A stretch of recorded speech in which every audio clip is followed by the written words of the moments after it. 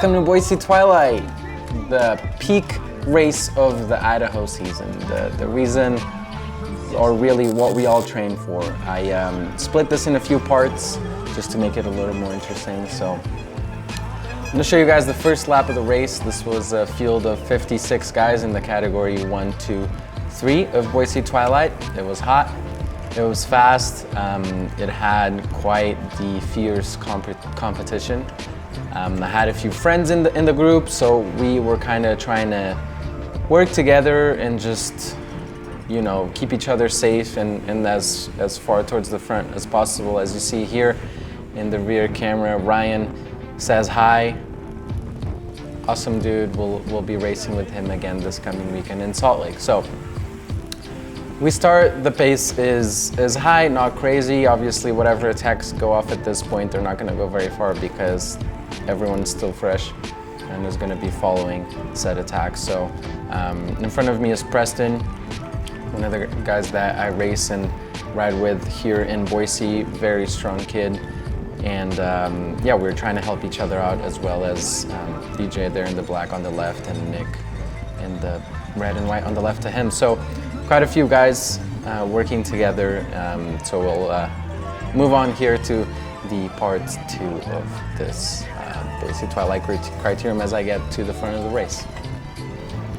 So, part 2, the first attack. This is only on lap 2. You see I'm 4th wheel, and see in the rear camera, Preston sends it, and obviously since it's the first attack, a guy goes after him, and not long after that, the rest of the group just chases as we do 47, 48, 49, 50 kilometers an hour through 90-degree turns. So this is a very flowy course. For those that aren't aware, it's the race in the US that has the highest, why am I stuttering? The highest average speed. For the pros, they average about 31 miles an hour. We ended up averaging 28 or something like that. I forget exactly, but anyways, you see this first attack is brought back, of course. I used the dead moments of the Peloton to move myself up, and then up in 2nd place here on lap 3. As I'm thinking of trying to chat to Preston, because this is Preston's first 1, 2, 3 race. So until now, the longest race he's done is about 30 minutes. This is a 60-minute race. So I'm gonna go up next to him and just tell him to take it easy, rest, and try to save energy for the finale of the race, which is still like 50 minutes away. Save yourself for the end, Preston. It's a long race. And as people send these other attacks, again, we're still in the beginning, so they're all going to be covered.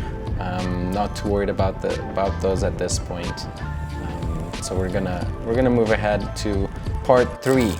Just me moving up. You see that I drifted back to save energy, and then I'm gonna use again the dead moments of the Peloton and just that guy.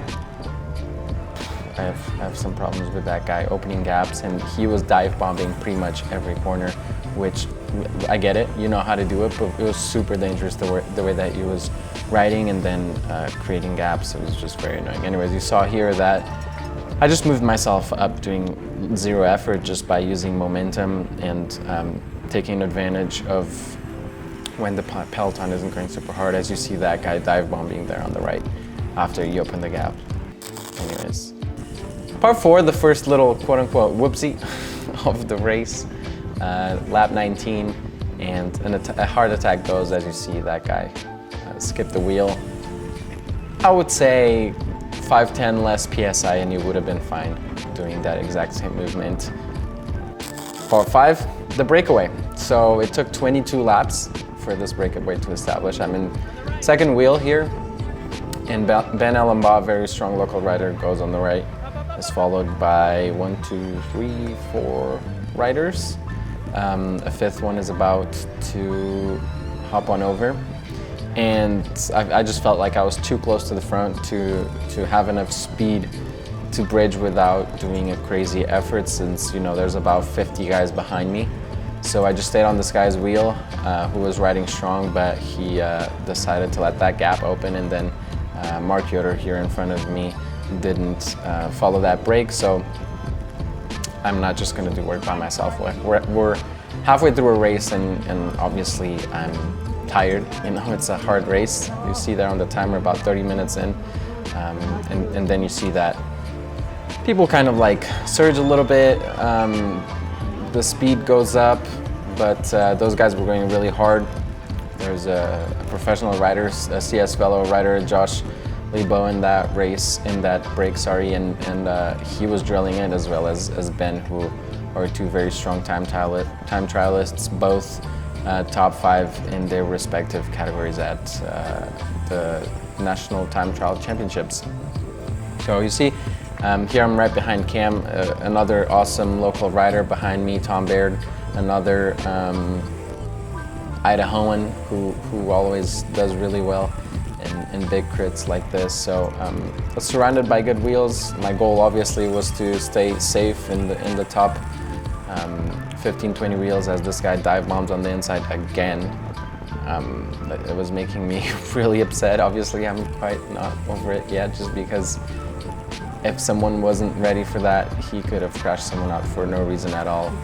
He's not fighting for the win. We're halfway, and it's completely pointless to be doing that. But anyways, part 6, they're back. 37th lap, and you see in the rear camera the breakaway joins us from the back, so laps us, and they immediately counterattacked. So they go really hard or really fast past us, and then obviously the Peloton uses that opportunity to stick onto the rear of their breakaway. So the speed goes up as we were kind of just waiting for them to come for a little bit, and now we all start thinking about the finish, where we were fighting pretty much for 7th place, because 6 guys went away in that breakaway. So again, 37th lap, getting pretty close to the finish here. Part 7, 2 to go. So 47th lap, 10 laps later, the race ended up being 49 laps, 50, something like that. So 2 laps to go. I'm feeling okay. I'm not feeling super good, but I'm feeling okay enough to go to the front and try to just follow wheels. I did not have top end at this point, so I knew I couldn't put a solid sprint in, but I knew that I had the energy to, for example, hop on DJ's wheel, who I am on right now, and just follow as close to the front as possible, as I see him following Ben, who is following Josh. So those 2 guys are in the breakaway. They're time trialists. They're just trying to make the pace high and be towards the front, so that they can stay safe and take the win in between them, really. So very smartly, DJ gets on their wheel, I get on his, just make the most of kind of this little lead out train, and as we're about to get to 1 to go, I am holding on to 4th wheel, which is really good position to be in, because the whole Peloton, as you can see, is close together. Here on the right, you see the Empire guy leading the LHM CC guy, who was also in the breakaway. Big whoopsie here, first corner of the last lap, and this guy just slides out. And then consequently, that makes this happen.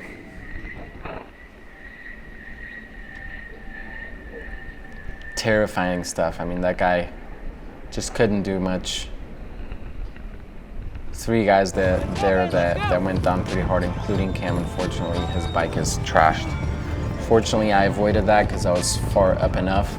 But yeah, it creates a gap in the back, and you see everyone behind us. There's one guy there that has to do a strong pull to just bridge up to us, as we are trying to catch up to those guys that were doing a great lead out up ahead. And so at this point, I am 6th wheel, and in front of me there's 3 of the breakaway guys. So we take the last corner. The guy with the blue shorts was in the breakaway, so he's going for the actual win. The guy in front of him wasn't, so he's getting the field sprint. And DJ puts in a very solid attack that I just can't follow, and ends up taking 2nd for the bunch sprint, 3rd in the bunch sprint for me.